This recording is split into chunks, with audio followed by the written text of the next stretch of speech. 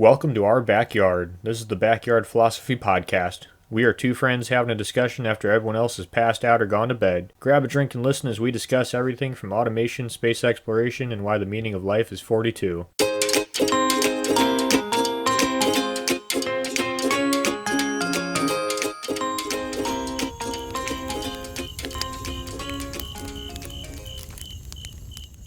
An authoritarian government is a government that uses strong central power to maintain the status quo and block civil liberties. There are well-known examples like Russia and lesser-known examples like Ukraine. We're going to talk about all sorts of authoritarian governments, what is, what isn't the definition of, common examples, countries you've heard of, countries you've never heard of. Before we get too far into it, Mike, how are you doing? What are you drinking? Doing all right. I'm drinking some white rum, and I feel like I don't have enough for authoritarianism. What about you, Nick? How are you doing? What are you drinking? I am excited. And yeah, well, I'm here. And I got some Modelo, and I'm ready to get into it. I figured we'd just start with kind of how authoritarianism is defined, and then kind of the rise, and then we'll kind of get into some examples. So, and this is up for debate, but I think the best definition of authoritarianism is a government that possesses one, limited political pluralism, basically not a lot of dissenting opinions, or opposition, you could say. Next, political legitimacy is based upon an appeal to emotion and identification of the regime as a necessary evil to combat an easily recognizable societal problem, such as underdevelopment, poverty, bad economy, insurgency, whatever the problem that they got into power, railing against. Third, minimal political mobilization. So not a lot of opposition to the party in power. And that follows, tying into that is suppression of people who want to act against the regime in charge. And then fourth, ill-defined executive powers that are often vague and shifting, extends the power of the executive branch. And these are the qualities that Juan Linz, who wrote a book called An Authoritarian Regime, Spain, and that's how he defined them. And I think they're pretty good. And the reason I say this is how I think they should be defined is people are very liberal with their use of authoritarianism. I'm not sure if that was tongue-in-cheek there, Nick, but that was, I agree with you. The only thing I would like to add on... It was not supposed to be tongue-in-cheek. It was, there's so many examples of people calling things authoritarianism that are not, that I think is important to define multiple. I think it's more than just a strong central government. I think, to me, the big one is suppression of opposition. I think that's, like, if I had to get rid of one, you'd have a strong central political power and suppression of opposition if you had to do onesie-twosies. I agree with you. The only thing I want to add on to that is the expression of power at the expense of personal freedom. That to me is very associated with authoritarianism. And to be honest with you, Nick, with people talking about authoritarianism, have you ever seen The Princess Bride? Yeah. And you have the Sicilian going, "That's inconceivable," and then you have Dantego going, "I don't think you know what that word means." And I feel like that's pretty much majority of the people in media talking about authoritarianism. Yeah, I think it's more kind of like in Monty Python, The Holy Grail, right, for talking what you're talking about, where he pushes the peasant. He's like, "Look, I'm being oppressed. I'm being oppressed." Well, you saw that, right? You saw that. Yeah, that's very on par. That's definitely what I saw a lot. But before we get too far, since we're still on definitions, I want to throw in totalitarianism with that, because I saw a lot of people who talk about what I would call authoritarian regime and call it totalitarianism, not authoritarianism. Like there was like some huge difference, apparently, like them splitting hairs. And totalitarianism is government power is unlimited and controls the public and private life, which I'm not exactly sure why people would split hairs, that one country's in one, not the other, when we can both agree that, I think we can both agree, Nick, that authoritarianism and totalitarianism is probably not the best thing for the people. Yeah, and I would say Yeah, like the splitting hairs would be like in a lot of authoritarianism countries, there is a minority political party that's allowed to wield some power, but not really make any meaningful changes. Where you wouldn't have that in a totalitarianism. See, I can see all that the same. Just one's called a facade, and the other is called not a facade. Yeah, and I think it's the same. And another thing I wanted to bring up for definition is for the dictatorships. Most dictatorships are authoritarianism, but it doesn't necessarily need to be a dictatorship. So, the well-known example I would say is China, where it's a political party that is in control. It's not necessarily a dictatorship, but it is one party, and it's complete suppression. Oh, don't worry, Nick. We'll get into China a little bit later. But there's still like people have access to kind of like a free market ish. Ish is a very key word there, Nick. Ish. So I just want to not all dictatorships are authoritarianism. And not all authoritarianisms is dictatorships. Yeah, that's very true. Just to add on to your point, when I think dictatorship, I think of Saudi Arabia. But I don't know if I would count Saudi Arabia as authoritarian government. It's close, but I'm not quite sure. I'm on the fence if that's authoritarian or not. Yeah, I would say as well. There's definitely some political suppression going on, but at the same time, it's not a complete shutdown. Where, if you go hard the other way and look at North Korea, there's very clear suppression that's going on, and nothing's going to take place without that regime's change, where you can still see some changes taking place in Saudi Arabia. Yeah, I mean, I don't know. I don't want to exactly get into it. I don't want to talk about how authoritarian governments arise, but I mean, just like at North Korea, you're only allowed certain haircuts, and then in Saudi Arabia, I think in the last decade, they finally let women start to drive. That's pretty drastic for that region. So it's kind of like, it's like taking what you can get when you can get it. Yeah, I would agree with that. So unless you had anything else in definitions, I was going to talk about how authoritarian governments arise. Go right ahead, my friend. So the most common way is a political party comes into power against something, and making an enemy. They normally come to rise. Maybe it's a good cause, but then they start gaining more and more power, and they stay in power. They usually have an other that is the enemy, and whether that other be the other political party or an outside party, but there is usually an other that they are trying to blame everything on.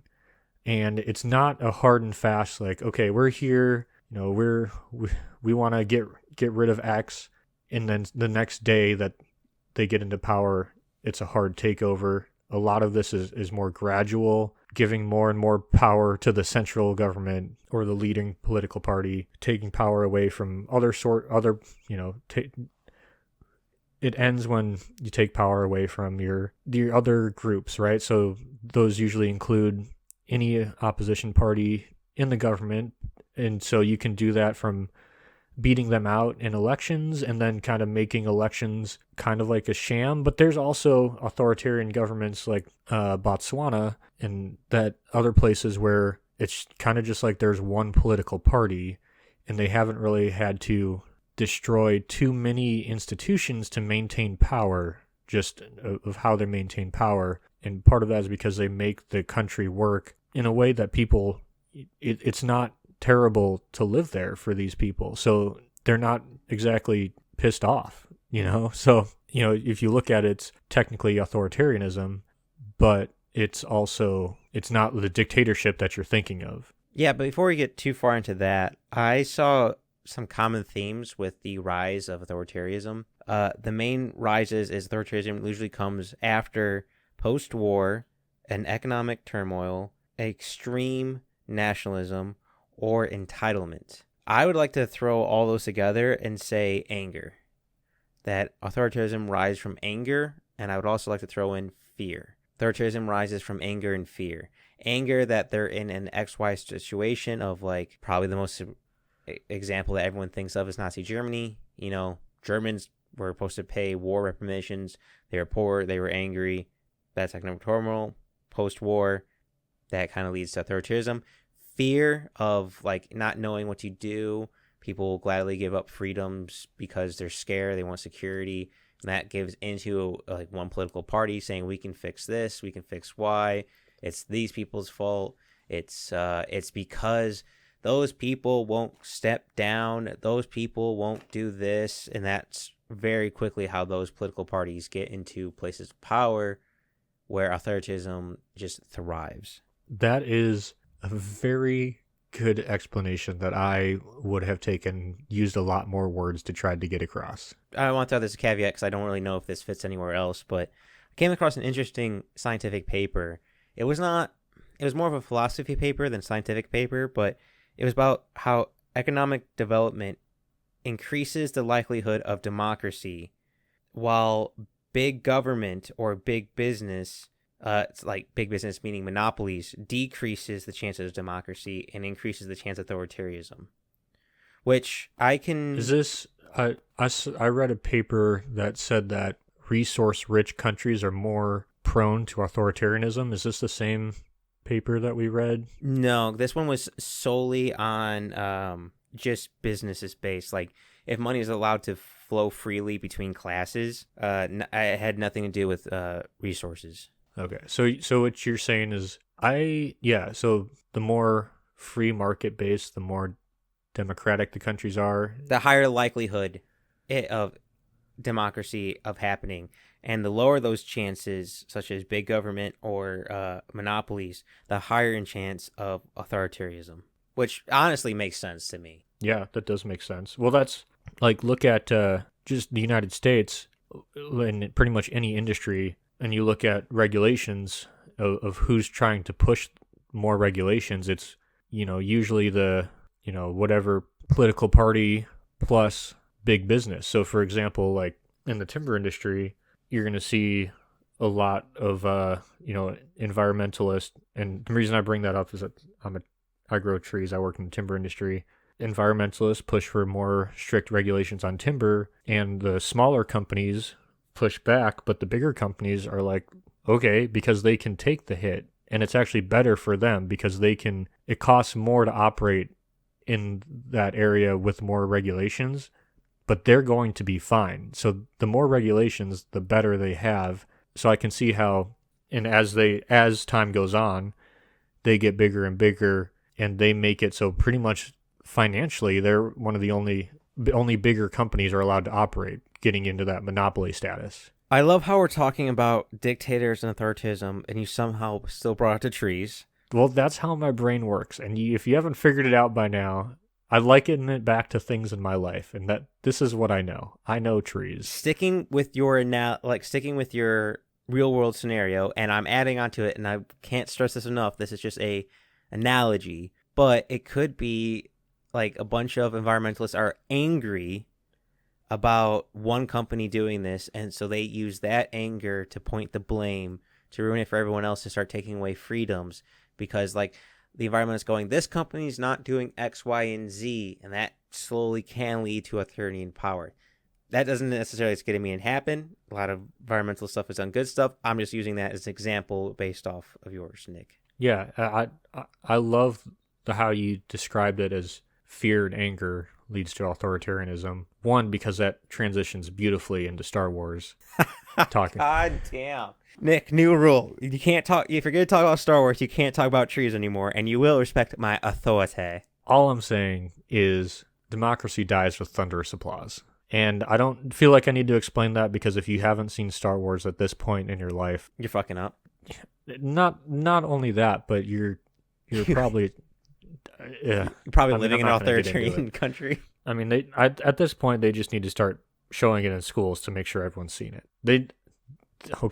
They should have a list of movies like that you need to see before you can graduate high school, just so that you can interact in society and be a normal person. Yeah, no, I mean, I'm not completely disagreeing with you, but we'll shelve this for later, because this is not what we're talking about. But sticking with the fear and anger, I think we've all seen this in everyone's everyday life. Of sometimes the smallest group or the minority makes the loudest noise. Someone who's the loudest making a tantrum, making it seem like it's a much bigger deal than it is. And that's very common when it comes to political systems. And that can very easily lead to a king, a dictator, a political party just absolutely dominating. I don't know if it's still true. This is older information, and this is off the top of my head. I just thought of it now. Didn't get a chance to research it. But I remember in like 2012, Greece was mainly run by a political party that was extremely fascist, which was pretty much Nazi-ish and authoritarian-ish. I don't know if that political party still exists, but they just chose one topic. The one that comes to my mind was immigration, which tends to be a big one for authoritarianism. And they just kept preaching that, like they need to kick out immigrants coming in, taking your jobs. They're the reason why your life's so miserable. They're the reason why you're poor. They're the reason why that the country's ruined. They just find that scapegoat. They find that one place to put a spotlight, and they just screech it over and over again. Yeah, that's, like I said, there's usually an other. An other is the group that they choose to fight against. And, for Germany, that was the Jews. You got to place blame somewhere, and that makes it easier to do. If you have a clear enemy, it's easier to blame a X group for whatever your problems are than it is to actually fix those problems. Because if you can just keep screaming against someone, people are like, yeah, this would be so great if it wasn't for X. And people just, it's easier. It's easier to complain than to come up with a solution. Yeah, and people start, if you listen to people who are in these situations, it starts to change how they think. Whereas, you start, like it's not gradual, right? So like, not to go back to it, but because I hate when people always bring up Nazi Germany, but Hitler didn't rise to power blaming, and then immediately start putting people in concentration camps. There was a lot that took place in between. He rose to power because the German economy was in shambles. They were in a bunch of debt. Everyone was miserable, and they needed he was saying all the things people were thinking, and he had to get that out. And then he created an other that people could blame, and then gradually people just started. You hear something over and over again, and then you just start thinking it's true. And then a common theme is the truth morphs into like a for the greater good kind of thing. So, boy, that seems like it's straight out of Atlas Shrugged. Yeah, so you have to do something like for the greater good, and so the truth starts to reflect that. So, you'd say like the economy was doing great, except for, the problem is that these people aren't contributing, or they're dragging us down. And, you want the economy to do good, but it could do good, but you keep hearing it's these people, and then suddenly you have to do this because, you believe in this greater truth that's being told. And then you start fitting things, they start fitting things they're doing into that, and that becomes like the truth. It's people just kind of start following whatever this party is saying, what these people in power, after, because it just starts to make sense. The facts don't matter as much because everyone's kind of on the same page, and this is being told over and over again, and there's a fear of, you don't want to be that group either. Yeah, it's someone else's head, not your own, so don't stick your head out. But Nick, I have a perfect transition. I'm very happy you said the greater good. It's a country not under a dictatorship or authoritarianism yet, but it does have some interesting traits, and it might be the beginning of a transition period, which we shall see how it goes, but I'm not sure if you want to go into it. But Australia. Yeah, big fan of Australia as a four-wheel driving community. That's pretty much all I know about Australia. And the platypus. Don't forget the platypus. And the platypus. Big fan of Steve Irwin, too. Rest in peace. Oh, now I'm sad. Yep. Sorry to bring it down like that. That's fine. We're just going to talk about COVID, Big Brother, and Australia. So, a little bit happier news compared to Steve Irwin. So, with COVID-19, Australia started doing, well, multiple countries started doing interesting things. Like South Korea started tracking individuals who tested positive and displayed their location online for the public, just not names. But when COVID hit Australia, Australia went completely into lockdown. You're not allowed to leave the country, not allowed to enter the country. Face recognition app that the government can ask for you to use whenever it wants. I mean, I know Australia was once a prison country. It doesn't mean it has to be a prison country once again. They're not allowed to travel to different states in Australia. That's like saying here in the United States, if I'm in Texas, I'm not allowed to go to New Mexico.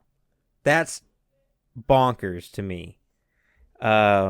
Australia had... I mean, not as concerning. What's in New Mexico and why do you want to go there? I've never heard of that being the state someone's like, fuck, the government better not block me from going to New Mexico. I'm honestly looking at Texas borders and I'm thinking like, what, you got Oklahoma, you got New Mexico, and you got Louisiana. I'm like, which one do I want to go to of those three? Well, there's good fishing in Louisiana, but I get what you're saying. Yeah, it's funny. I mean, I guess it's not funny actually, but it's pretty awful, but it's funny awful. But I watch these guys on YouTube who 4-wheel drive 24/7 in Australia, and they just they're not trying to get political because it's the off-roading channel. It's not a political channel, so they just be like, oh, so and so's in another state and can't get over. And it's just like, oh yep, because you guys are crazy locked down. I get it, but it's just funny how they talk about it. Because you have to mention it because it's like one of the main guys isn't there. So what do you say? But you don't want to get into politics. It's kind of hard not to when your country's certain parts are installing daily curfews. They have military presence, and some people in certain cities were only limited to a 3-mile radius from their home. That means they were only allowed to go to any grocery store or any medical store that was within 3 miles of their home. That seems a bit overstepped to me. And this was not in the beginning, not just in the beginning of the pandemic when no one had any idea what they're doing. This is also kind of pretty fresh. And I don't know, that seems very authoritarianism to me, of government establishing power and obedience through the expense of personal freedom. That kind of fits it to a T. So I'm wondering if we're seeing a new government arise in Australia of an authoritarian one. Yeah. I mean, if there's one thing that I've learned from studying this is that no country thinks they're heading into an authoritarian government. It just kind of happens. And there's coups and stuff, but a lot of it is voted in democratically, and it just kind of runs away from there. It seems like people willingly allow the government to make draconian laws. Wait, is that was it right? Well, and again, it's because it doesn't start there. If these people came to power saying, we're going to shut down this entire fucking country and you can't leave your home, no one's going to vote for that. But But Nick, we're doing it. It goes there for the greater good. We're gonna have a temporarily slow down on business.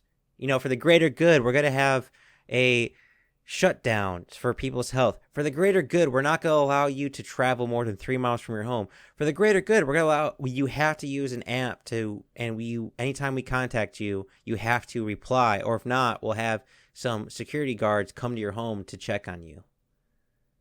That's actually all real. I'm honestly, that's straight 1984 to me. Yeah. I mean, well, that was the whole point. Yeah, no, I was agreeing with you with a real world world example. Yeah. And here's something that I found that I thought was interesting, and I never found a good explanation. I was curious if you did. So after the Berlin Wall fell, it was like bulls on parade, democracy is the way to go. Everything, countries started becoming more democratic. And then in the 2000s, authoritarianism kind of came back. I've heard it called the democratic recession, which is a hilarious but extremely sad term, that a lot more authoritarianism and totalitarian states have come up. And to me, and you would think, like, what happened in the 2000s to cause that is, and this started in 2005, and so this kind of right around when internet becomes commonplace, you think the spread of ideas would lead to more democratic area, but then you also, yeah, I don't know, I never got a good explanation of why authoritarianism is having a resurgence. All right, so I got 4 points. These are all rambles. I have no evidence to back it up. The first one being history always repeats itself.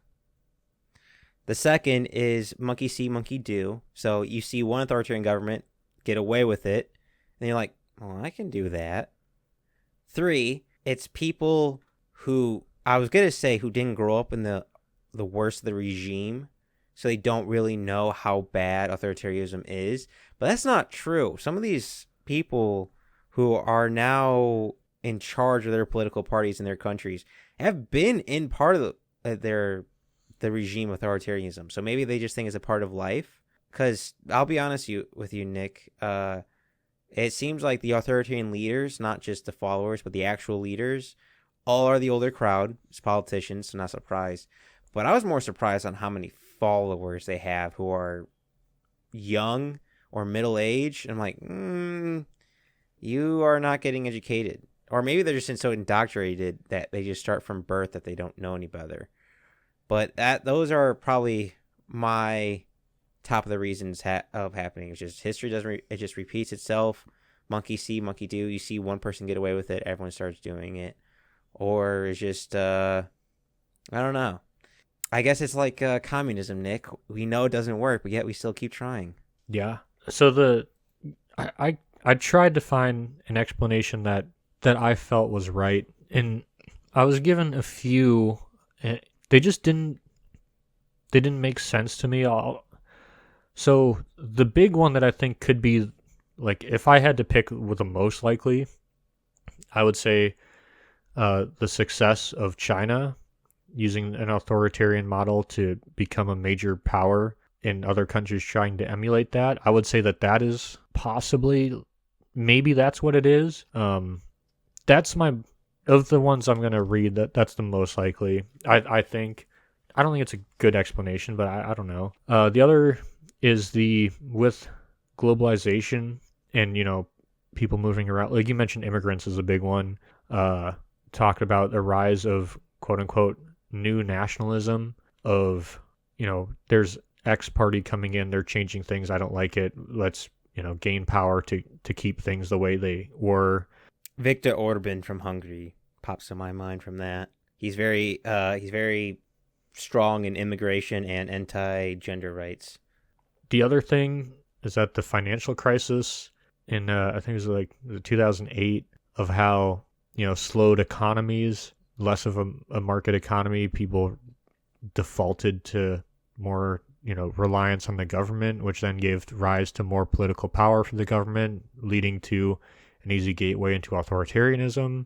And then another one is that with the spread of knowledge that and in the internet, you're kind of basically markets opened up, and so that and one of those would be that the market of news, in that. Wait, Nick, you're telling me authoritarian governments are controlling news media? Well, the explanation that I got for the rise of authoritarianism post 2000s is that with social media, it made it easier for authoritarianisms to gain power by gaining like a social influence. Oh yeah, they're the fad setters. They I mean, everyone will follow them. Right, and they were able to kind of, get rid of the legacy, whatever that was there. They were able to see and interact with more people in whatever country and gain power that way. And all these things seem true. I just don't understand why it led to a rise in authoritarianism. But I do understand. To me, the two biggest ones is China and the financial crisis. Because you talk about fear, if the economy goes to shit and you start relying more and more on the government, and then the government gets more and more power to deal with whatever crisis, I can see how that can lead into, people like power. People rarely give up power. Oh, yeah, and I'm very happy you brought up China, because that's oh man, that's an authoritarian government if I ever seen one, or totalitarianism, or just dictatorship. Just choose your poison. The main one I want to choose, because this is quite kind of more recent in the news, H&M said they would no longer source their cotton from Xinjiang, which is a kind of a hot zone for maybe not the best ethic rights. And because of that, China has now made H&M impossible to search on the internet in their own country, and is kind of pulling out all of H&M's stuff, because H&M is big enough to kill and make an example out of, but not big enough where it'll affect their economy. And anytime you control what goes on to your internet, that's some red flags for me. Well, yeah, I mean, anytime suppression of information is a major suppression of information and political opposition is a major part of authoritarianism. And not only is H&M, suppressing that, but you're suppressing the quote unquote opposition of free markets by saying, hey, like, look how much power we have. Like, we can fuck you up. Like you said, H&M, China doesn't need H&M, but H&M probably needs China. Yeah, I think because I think they've been down 5 quarters now, so they're hurting pretty bad. And they weren't just gonna let them get away with that. Yeah, I'm happy you thought, like you said, that it's a way to keep their regime, because that was very curious to me. Okay, I can see people having the wool pull over their eyes and getting too deep into their heads, but how do they not wake up and smell the roses? And this was very interesting to me, because China does, pretty much all authoritarian companies do this in some different form or method. They allow people to voice their opinions, so they, 1, know who their enemies are, and 2, it makes the people feel like they're being listened to. Or 3, which is a big one in China, which I thought was really interesting, is they make smaller officials kind of sacrificial goats. So they say this corrupt politician's going, so the people think, oh, they're cleaning up the political system, they're cleaning up Congress, they're cleaning up the party, and that makes the people happy, even though those people were probably low on the totem pole and had no major involvement. And that seems to appeal people, almost like going back to Rome with the gladiator fights. If the people are distracted with games, they don't look at the big picture. And that seems to be a very big picture of authoritarianism, is let the people voice their opinion, like do some protests and stuff like that, but nothing will come from it. Or use a scapegoat saying, look, we're solving them, and making a whole public phenomenon, like having the trials on video camera, having it printed everywhere in the newspaper, having it talk everywhere, spread everywhere. That seems to be the major course of keeping authoritarian people in power, of just like lulling the beasts of what is a civilization to sleep. Yeah, that's interesting about distracting people. And here's the thing about authoritarianism is, like we said, there's multiple forms, but the most successful, and by successful I mean longest lasting, is where the authoritarian government is a political party and not just a person. You have outliers like North Korea, which is a long-standing dictatorship, but most authoritarianisms... Well, can you blame him if he has no butthole? Like, of course they're going to make him their king. I mean, that checks out. But most authoritarianism countries they don't have a dictator, they have a political party that is in power with a single ideology. Like, usually, like we talked about, the greater good, they do things for the greater good of the country, and so and people have just kind of bought into it because they can lead pretty normal lives under these authoritarian rulers because the people do care. And so 2 things I want to bring up, and I guess this could go under why is authoritarianism on the rise post 2005. Before you get into that, I just want to say, with the whole scapegoat and distracting people, I got that from MIT News, from an article called "How Authoritarian Leaders Maintain Support." I just wanted to kind of quote myself there, but please continue. Yeah. So there has been some papers that show that authoritarianism can take a shambled economy and kind of ramp it up faster than a shambled economy that's run democratically. And obviously that comes, at a cost. But the way that, the central government works and that they can quickly get, done what they want done faster than they can get done with a democratic system of government, that for the most part, a lot of, I'm not advocating for authoritarianism, but I am saying this could be a reason why we're seeing a rise post 2005, is that a lot of the countries that went from, the bottom on, the economic list to, the middle or the top in a short order of time were authoritarianism, because the government can identify problems and solve them quickly if they are working for the people. And this is another thing that I read, and I don't know if I agree with it, but I don't know if I disagree with it, is that resource-rich countries are more likely to be authoritarianism because the party doesn't have to work as hard to make the economy function as well as it should, because they can rely on whatever natural resource that is, whether it be diamonds, oil, or, probably the big one's oil, but any natural resource, diamonds, agriculture, whatever it is, if there's, money on the table there for them to use, it's easier for them to use that resource in a way to create money for them and the country so that they can be productive. And so, I don't know. To me, I could see that kind of being a reason why there's a rise. I don't know. What do you think? Well, this entire time I couldn't help but think of Russia. From Putin's rise from when the Soviet Union fell to what Russia is now, it's very night and day. You had Soviet Union fell, which Russia was in shambles, and then what it is now, which for the most part, looking at their economic base, it's kind of fits what you're saying. It's an authoritarianism government with a abundance of resources where they don't have to work as hard, and they kind of have control over what says and not says without people's rights, but it's not the worst authoritarian government ever in history. Yeah, and I wanted to also add on to that, is that while authoritarian governments are more likely to lead countries from, low income to quote unquote develop their country economically, you're also more likely to have economic and humanitarian problems than a democratic country. But I mean, if you're, living in a third world country and someone can get you into, that second, first world country area, and what's sacrificing a few liberties, I guess is the point there. Yeah, imagine trying to explain to a mother, it's like, you get to keep your freedom of the press, or you get to have food for your baby. I imagine most parents are choosing food for their baby. Yeah, exactly. And I do think it's interesting, but here's my thought.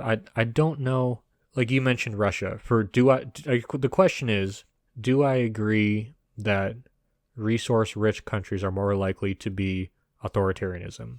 And yeah, you have great examples of that. Venezuela, Russia, anywhere in the Middle East. But there's also authoritarianism governments that aren't resource-rich. I mean, is North Korea a resource-rich country?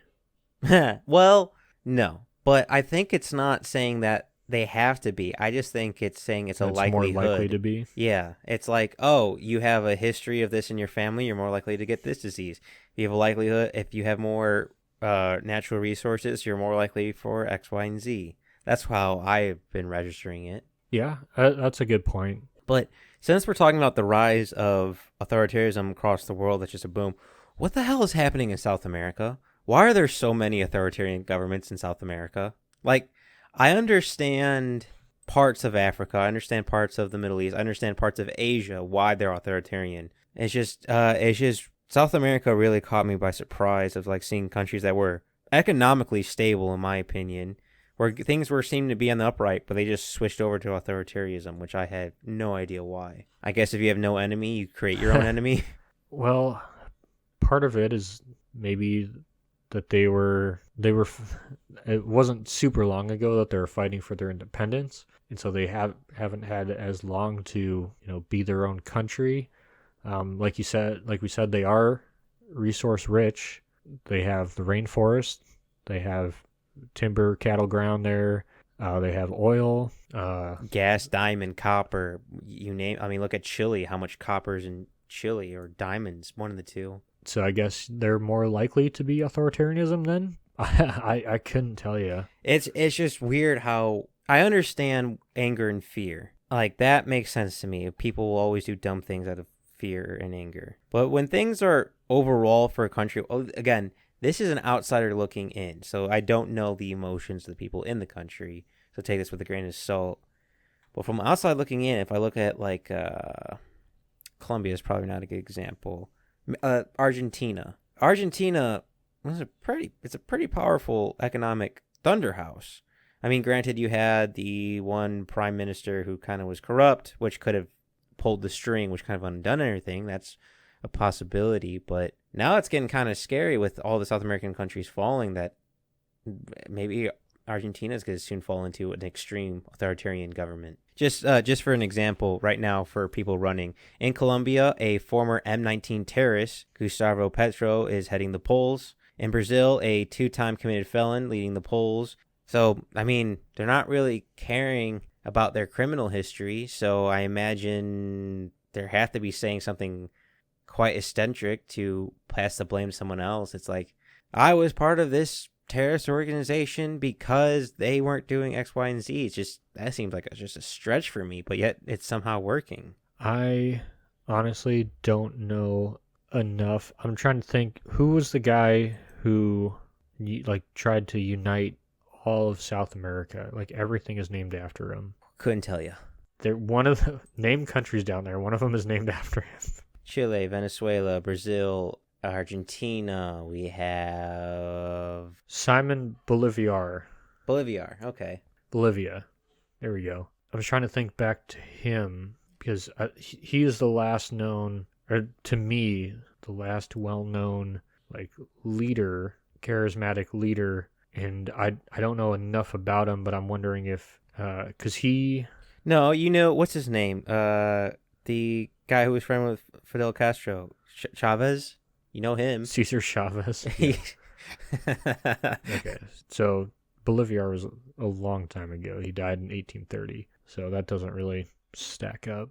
He freed South America from Spanish rule, because I'm trying to think. Honestly, I don't know enough to give you an answer. Well, that's the people. But what about the actual 13 people themselves? That I actually have some answers. So I was curious about the psychology of what goes into a person who's authoritarian. Not the supporter, but the actual head honcho. Authoritarian people, and I saw this trend to be common amongst psychology papers, was they have a blind loyalty to their ideals or values. They use fear for power. They always try to be better than you, aka they lack humility. Aggressive leadership. No one's opinion but their own. Believing that their culture is the best culture, so ethnocentrism kind of thing. And something that I know you're going to make fun of me for, and you're probably going to hate that I'm bringing it up, but a paper by Thomas Costello, Shauna Boas, and Scott Lindefold found, which I thought, again, extremely interesting, but you're going to make fun of me. They found a correlation between people who are deterministic and authoritarianistic. So they found people who have determinism beliefs lean far more into authoritarian personality. So if you believe that there is no such thing as free will, everything is determined, you tend to have more authoritarianism ideology in your body. Which makes me think of history, Nick, of how many dictators were ruthless or how many political parties were ruthless because they thought it was their destiny or it was their God-given right. I feel like that's dime a dozen of it's for the greater good, or God commanded me so, or It's the strong eat and the weak die kind of spirit. And I just thought that was extremely interesting. And I also thought it was interesting how authoritarian governments, though have a large overlap with authoritarian personality, still don't have an exact overlap. There are still some slight differences. Honestly, I just thought that the answer is going to be people are people and power corrupts. So that's very, very true. That's yeah. I would also say it's a part ignorance of not exploring, not understanding other cultures. I mean, when you have your country controlled by when you have your internet controlled by your country, it's hard to get new ideas that might contradict their belief system. So it's hard to get different thoughts and opinions and different ideas in. So it might just be a echo chamber cycle of hatred going around and around and around. probably. So I got an answer for you on why South America has more authoritarian governments than North America. Oh boy, let's hear this one.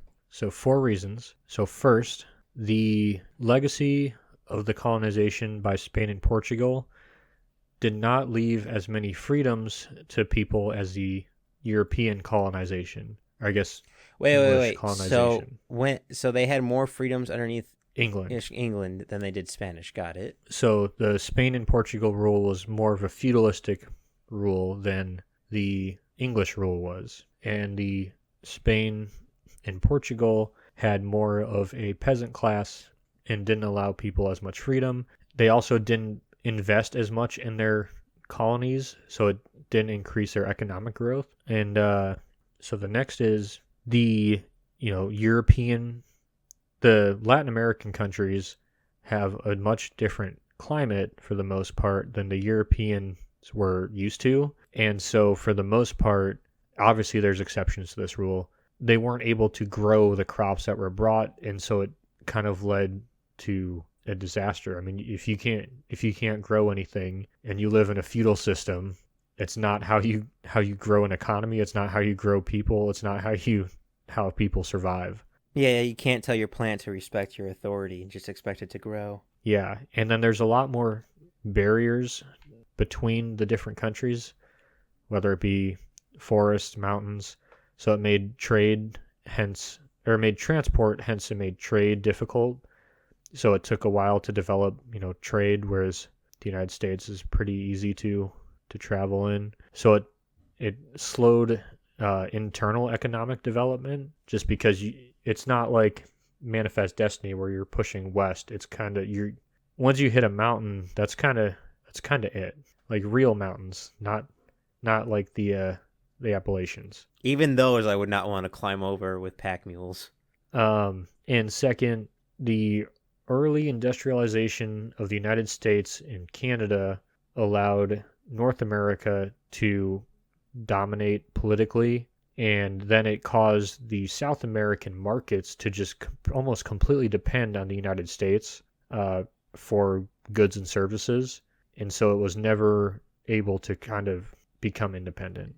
I'll also throw CIA was probably not helping in South America too much. Well, this was way in the past, but also I just wanted to make a CIA joke. But like we talked about, I can't remember whatever is essentially one of the big parts is that South America had no middle class. You were either serf or you were, in power. So peasant or rich. There was no in between, which is not good for an economy. Can't remember what episode we talked about that in.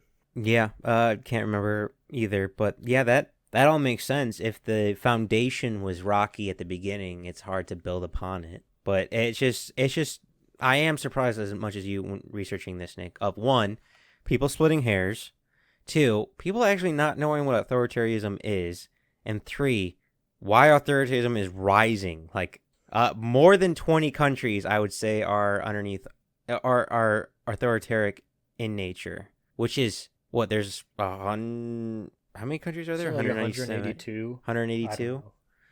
It's less than 250, but almost. Still 20 some odd countries is still a large portion, and they're not. Some of these countries aren't small countries. They're like it's like China and Russia. Like world leaders. It's a force to be reckoned with, and it looks like it's here to stay. Yeah, and I don't think we'll ever get away from it because people are people, right? And that's why the United States was the Constitution and the separation of powers was built the way it is to try and force people to not be people. And they're not trying to force them not be people, but tried to play them against each other in a way that no one person had more power than the rest. Checks and balances. That's a good statement. Someone should coin that. Someone should realize why it's important is what needs to happen. Yeah, that's that touche with that. I can't help but ask a question. This is kind of more of a philosophical question, but it kind of fits into what you're talking about with, do people just want to be ruled? I can't help but feel like so many people crave security or are okay with being told what they can and cannot see, what they can and cannot listen to. Yes and no. So I think my answer, maybe it's just me, maybe it's other people. I think what is people don't wish to be ruled, but people don't want to care about that. People want to work. People want to do what they want to do. They want someone else to handle the rest of it. So if you have someone coming in saying who you find charismatic or have the same values or whatever it is, fearful, say all you want to do, say you're just a lowly guy and all you want to do is grow trees, hypothetically. You elect Tim Kennedy. Got it. And someone comes in saying they're going to take care of everything. You could just, focus on, yourself, have, spend time with your wife, go to work. I'm going to take care of the rest of it. I'm going to solve this economic issue. And you listen to this guy and you're like, oh, yeah, man, like, cool, you go do that. And then you just kind of zone out. You just, you see him on the TV and you're like, cool, that guy sounds like he knows what he's doing. I don't, this other guy's a fucking idiot. Don't need to worry about it. And then 10 years later, you're in a gulag and you don't know how you got here.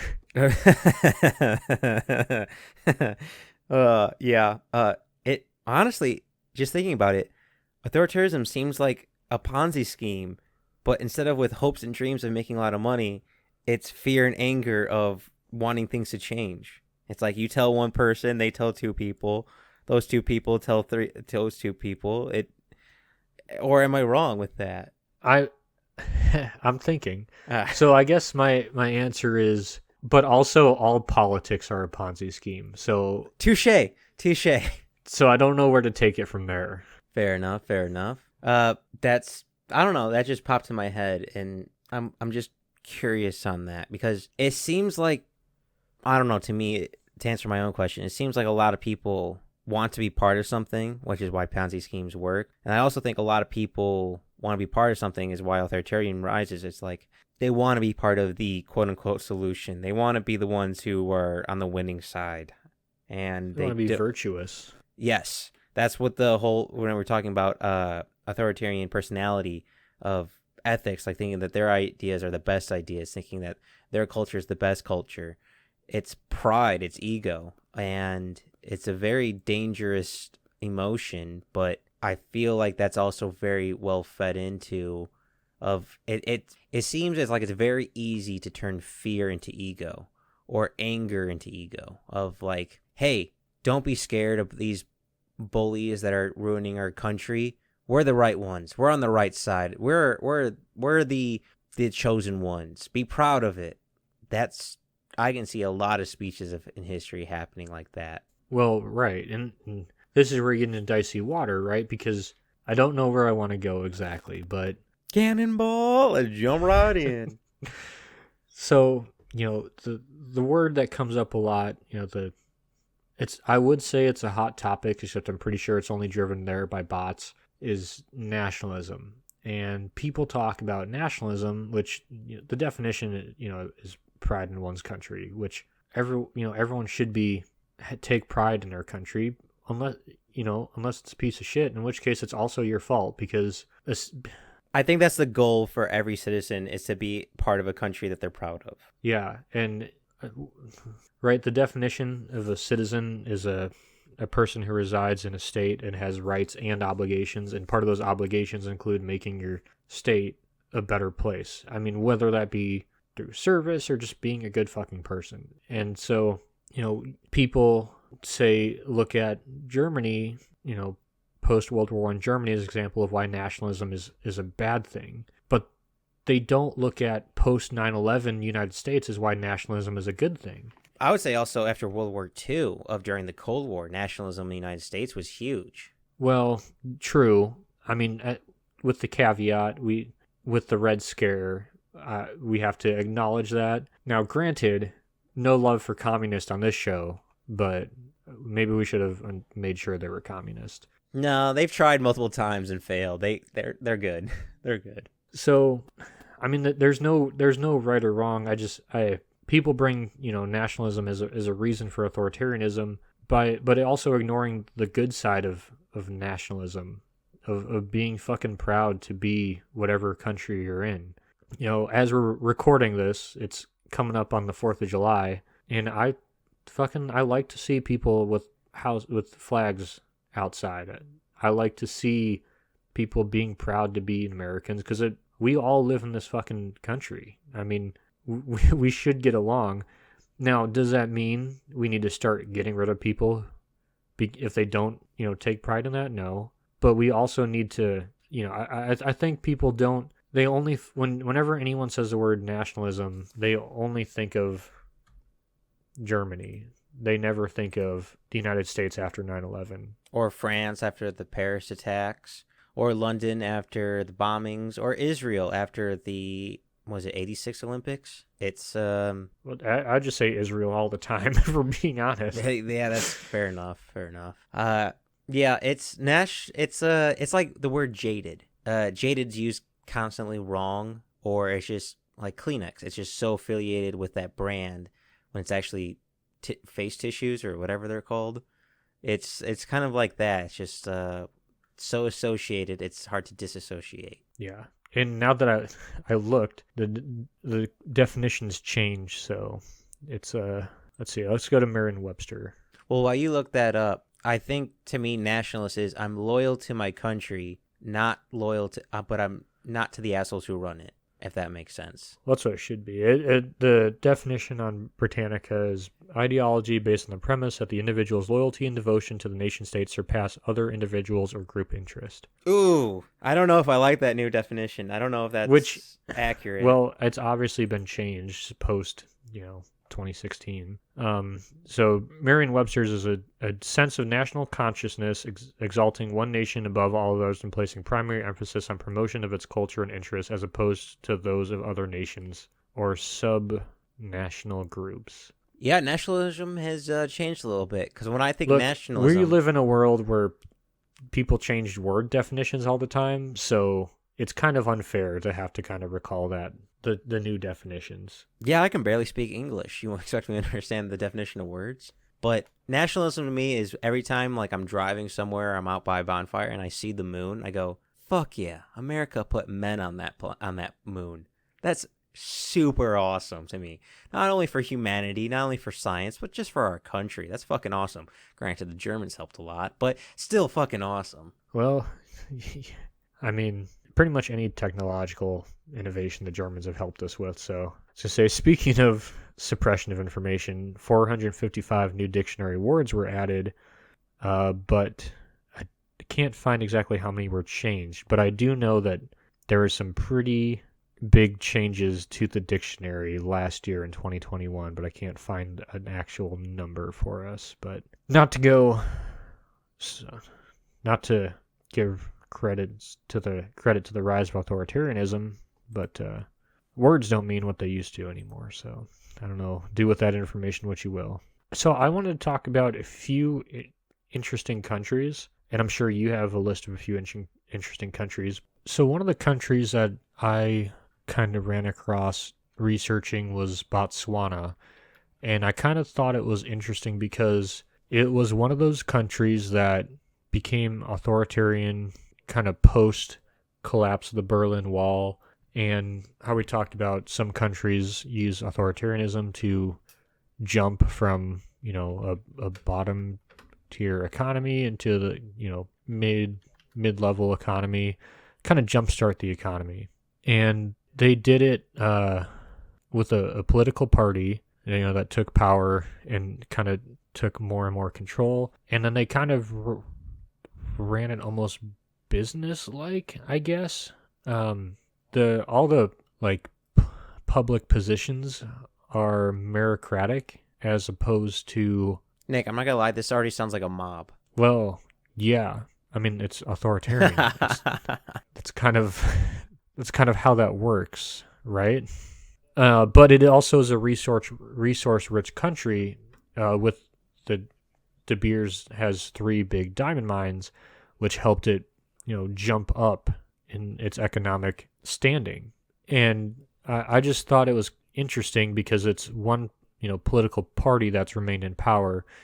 And I don't have dates, but from what I've read, or not dates, but times, generally when a country is authoritarian as a party as opposed to a person, they tend to remain in power for longer.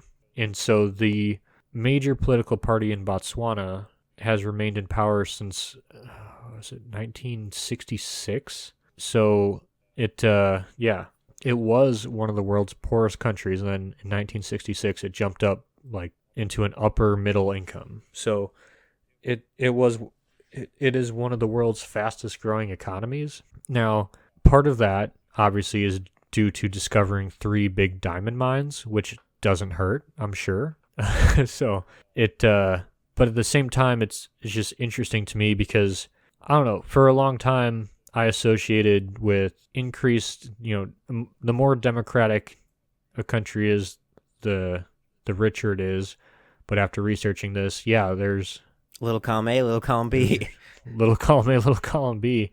Exactly. Yeah, it's I do think you're right though, or at least the research you came across right, because I saw similar things I saw it with economy, not resources, but I imagine it's the same thing, is when you don't have the bureaucracy of making decisions and it takes 5 years for the government to fix the road, and you can just say, you fix this road or else you die, the roads get fixed a lot faster. So, though bad, it's almost like slavery episode, Nick, when we were talking about how in third world countries they're technically sweatshops working below the line of poverty, but if it wasn't for these sweatshops, they would have zero income.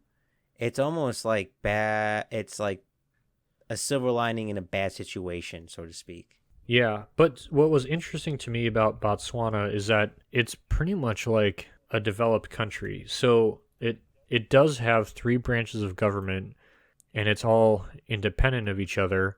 But when you talk about and obviously people can pick apart certain things, but Botswana ranked 33rd out of 167 states in the Democracy Index, which is an economic, some whatever economic forum comes, The Economist or whatever the fuck comes out with, ranking on freedoms and whatever the fuck.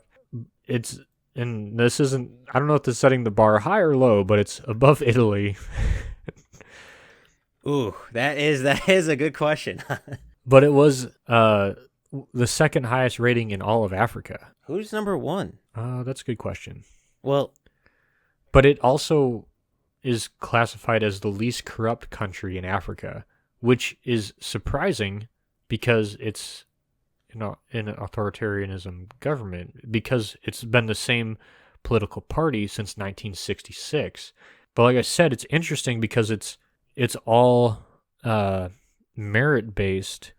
So to me, it just kind of sounds like, and I didn't look super into it, but I didn't see any crazy human rights violations. Their human rights violation is that a long time ago they pushed Indians off their land. It's who hasn't been there? I mean, we've all been there. Not helping you with this joke. Not leaving you to that one. Well, I'm just what are you supposed to do? Every country's been a developing country, including the United States. It happens. We talked about how borders change. Warfare is a big part of that. But what I'm saying, the greater point is, when you read the statistics and you search in the news, there's no crazy stories coming out. it's classified as a highly developed country. It's just, to me, it's just interesting that it is an authoritarianism government. And I guess, maybe it's picking and choosing, whether it's authoritarianism or not. I don't know. What do you think? Well, I was going to say, to play devil's advocate, the first thing that comes to my mind is China. Some stories slowly leak out of China, but not all at once. I mean, 10 years ago, Nick, we never knew the sleeping giant was China, and we didn't know about the concentration camps they put people in. But I would definitely say it's authoritarianism. But if you look at like Hong Kong and Beijing, those are advanced cities. So that standard of living is pretty high. So I imagine it's just the China of Africa. Yeah, I mean that's a good point. But and that's that's a good point about China, that it's a developed country, but it's not a system I'd want to live under. Oh God, no. But it is interesting how the country that caught your eye was in Africa, because it was the same for me. The country that caught my eye the most was also in Africa. But this is one that didn't pop up a lot in authoritarianism. I actually had to dig kind of deep, and it was Ethiopia. Now, Ethiopia, in my mind, I'm thinking economics, is pretty developed. It's pretty advanced. But they also have the tendency to kill journalists. Last time I checked, it was over 2,000 journalists since like 1990s that they just up and kill or torture and stuff like that. And one of my favorite, Nick, how I said that they have people express their opinion in authoritarianism or have scapegoats or, say they're cleaning stuff up. The Ethiopian government has a two-leader system, so to speak. They have a prime minister and a president. The president is pretty much a ceremonial position, and they only serve 6 years. While the prime minister, who's been the prime minister for I forget how long, he has no term limit. I mean, it's not the best country, but if you look at a whole of countries you could be in, I mean, economically they're growing, they're becoming more industrious. They have ties with the Western world. That's why the Western world isn't saying anything like that. So there's a high amount of trade. So it's very interesting that all of this is happening, even though there are people being killed, executed. But I imagine that's happening in every single country. Also, based on their ranking, I have this in my notes, they are the 118th most democratic of 167th countries. So not at the high end of the list. Yeah, so for example, my example was number 33. So ooh. Yeah, it's different ends of the spectrum there. Same results. Same results. You can't argue with results, right? Yeah, but that's just interesting to me, of similar continent, same continent, kind of similar situation, but two very different methods of getting it, but they're both authoritarian. It's very weird. Authoritarian is just... Well, it's a very broad term. I mean... So is nationalism, but that changed. Yeah, well, we can change whatever the fuck we want. I mean, we can't, but people in power can. But it's, if you looked at a list of democratic countries, you could easily find a really successful democratic country and a really poor democratic country. And I guess this leads into a deeper question of how do you want your country to run, right? I mean, if your sole concern is the economy, I don't think there's a clear-cut answer of whether the right answer is a democracy or an authoritarianism government. They both work. So, they both technically work. You can be successful in both. But I guess the broader question is, what kind of country do you want to live in? Before I answer that question, I just want to point out, I think a big reason why the two countries we investigated have very different methodologies in that is, I don't know about your country, Nick, but in Ethiopia, it's a little bit more war-torn. They have a lot more rebel groups, and the conflict with Sudan, like they have a much more broken country, if that makes sense. A lot more war-torn. Yeah, no, I mean, that's like it. So I was trying to get a feel, because I can't stress enough how little I know about Botswana. So I was trying to get a feel of like what it is like. So I was just put it into like to news and tried to see like what was the news there, and it's like pretty generic developed country news, like launches new flight to new must prepare to cushion the economy, says leader. Ex-president pleads with Boris Johnson to ban hunting trophy imports. Cattle rustling riles Botswana and Zimbabwe to attend 7th SACU summit in Botswana. So average news. So just like generic developed country news. So, which is good, not exactly what you're hoping to see. What were you hoping to see, Nick?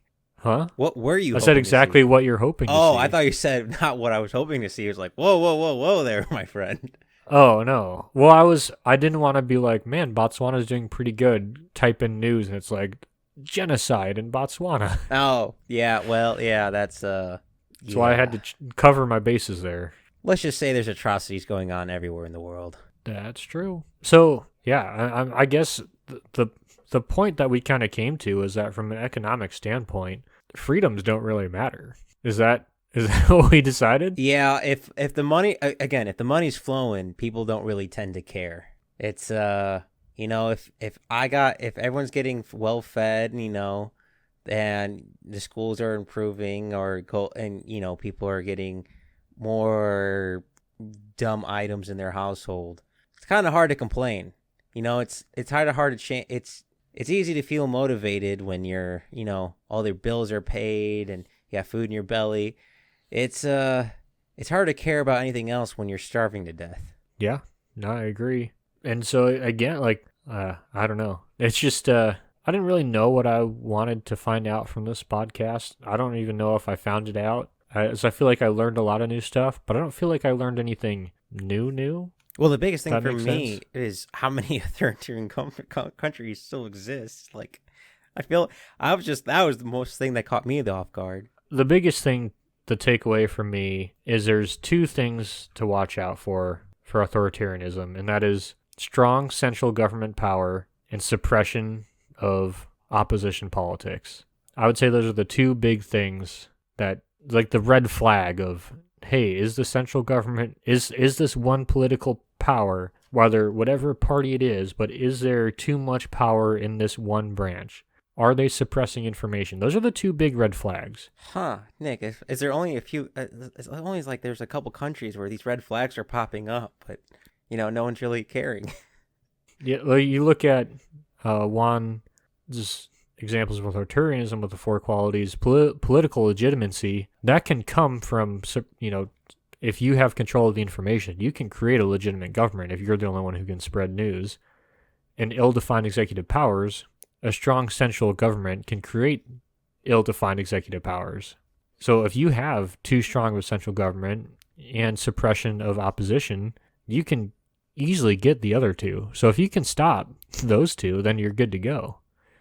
And not just stop. It's not that we need to be like, hey, stop. It's we need to look at something and say, hey, are we giving too much power to to X like branch of government? Because I'm not saying, to give a United States example, I'm not saying, oh, the 2016 Republicans voted to give this power to the, executive branch over the legislative branch. And then I'm not saying that they're going to abuse it. What I'm saying is someone could abuse it. So why just not give them that power? Yes, I agree with your earlier statement. That's true throughout all history. Power corrupts, and absolute power corrupts everyone. Absolutely. Something I think we're all guilty of, this is why I think authoritarianism comes to fruition, is once in a while we will all get in our own way of digging our heels on a hill we should not die on and not listening to the other side, the other point of view, the other opinion. And on a small scale, it's whatever. But it happens enough on a larger scale, it starts creating problems. It starts creating groups. It starts creating us versus them. It starts creating, they're the problems. We should elect people to get those people out. That's when authoritarianism truly rises. If you're it's a lack of humility is when I think authoritarianism truly rises. And I think. Do you want me to bring it back to Star Wars? In a sec. I think with humility, whether it's small scale or big scale, humility of power of going, well, we will handle this power correctly, but we don't know about the next generation. That's dangerous. That's playing with fire right there. It should be humility of, we don't know what we're doing. We should proceed slow and cautious. Because I think a lot of people forget is every law, every created, whether it's for the greater good of the people or not, will not only affect the millions of people in that country, it will affect every generation afterwards. So that's tens of millions, if not billions of people, depending on how long a country lasts. Nick, bring it to Star Wars. So I want to add on to that. Not only that, but look at how the founders looked at Roman law and Roman history. So the decisions we make today, future countries could look back on these and say this was good, or they could say this was bad. Just, do you want to be the guy who's remembered for the bad idea? I mean, not that many people care, but my whole point is, if the Galactic Senate had just voted no to granting Chancellor Palpatine executive powers for a war that was just a skirmish on an outer rim world that just some Jedi got involved in, and then this army appears out of nowhere, entirely suspicious, and we're just like, yeah, he's the guy. If someone had just stopped to think, hey, what the fuck is going on? The Republic doesn't fall apart. The Jedi don't die. For the security of the galaxy. But we don't get the cinematic masterpiece that is A New Hope in the original trilogy. So did they make the wrong decision selfishly? I would say probably no. But also, yes, they definitely fucked up. And obviously, not to get too deep into Star Wars, but I'm sure the Dark Lord of the Sith could have figured something else out to get around a no vote. But anyway, it's that simple, really. Like, I feel like that's all it is. When someone asks for all the power, just say no. Say no to drugs. Say no to giving political leaders all the political power they ask for. Those are the two things you're supposed to do. They should teach that in high school. Honestly, saying no to political power is more dangerous than saying no to drugs. If they have to teach one, I would say no to giving political leaders all the power. If we had to go onesie twosies. That's where I was going with it. I'm just like, let's just focus on, not giving people who are, the exact same as you more power over you. I don't know about you, Nick, but I don't trust governments and politicians, and I would prefer not to give them more power over me. Yeah, I'd prefer to give the least number of people I can power over me. That would be ideal. That's an ideal situation. Nick, it's almost like I don't want to give other people authority over me. Weird how that comes out to be. It's like authoritarianism, authority. It's weird. It's just weird how those are like the same thing. Look, all I'm going to say is Thomas Jefferson was right. A limited central government is what we need. Obviously, we needed a stronger government than Jefferson wanted. So you needed some of that Hamilton influence, because without the Articles of Confederation did not work. We needed stronger than that. And I think we did pretty good for a while. But it's just strong central government is what leads to authoritarianism. And it's not a political party. It's too much power in the hands of too few. That is the problem. No, I agree. It's good to be the king, but it's shit to be the slave. Well, what's crazy is how fucking simple that is, right? Like, when you boil it down to, hey, like if someone asks you on the street, should we give most of the governing authority to like a few people? Everyone's going to say no. But, and this is straight from this podcast, it's not uncommon, an overnight change. It's a here and here, and then you bleed into it. When you give these people more and more authority, they're going to take it. This is why Cincinnatus and Washington were some of the craziest fucking people. That's why for the last couple thousand years, we have two names of people who walked away from power. One of them may have been a myth. Yeah, it's boy, power is so enticing. It's not surprising people want to become the king, but it is surprising that people allow the person to become the king. Strange women lying in swords, distributing lakes is no basis for a system of Distributing government. lakes? How much have you drank? Well, we started 3 hours ago? Fair enough. Fair enough. But that's all I have, Nick, unless you have something else. No, we should just end it on strange women distributing lakes. That's fair enough. Distributing lakes and swords. Strange women in swords distributing lakes. I want that on a t-shirt now. Oh. Well, I haven't read any of my book on trees. Have you read any of your book on geometry for ocelots? No, it's still haunting me. It's right there. It's a good book. I've been just so tired. At this point, my book has just become a part of my nightstand, and it's just there. It's like glued to the wood. You couldn't tell me it wasn't. Yeah. Well, full circle. Once part of a tree, now it comes back to me part of a tree.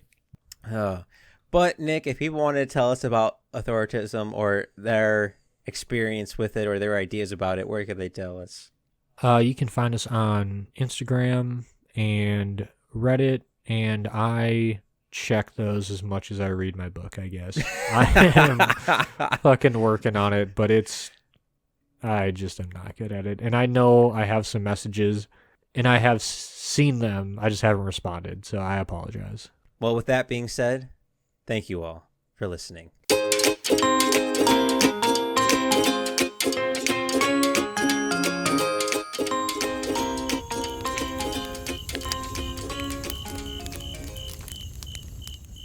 Thanks for listening to the Backyard Philosophy Podcast.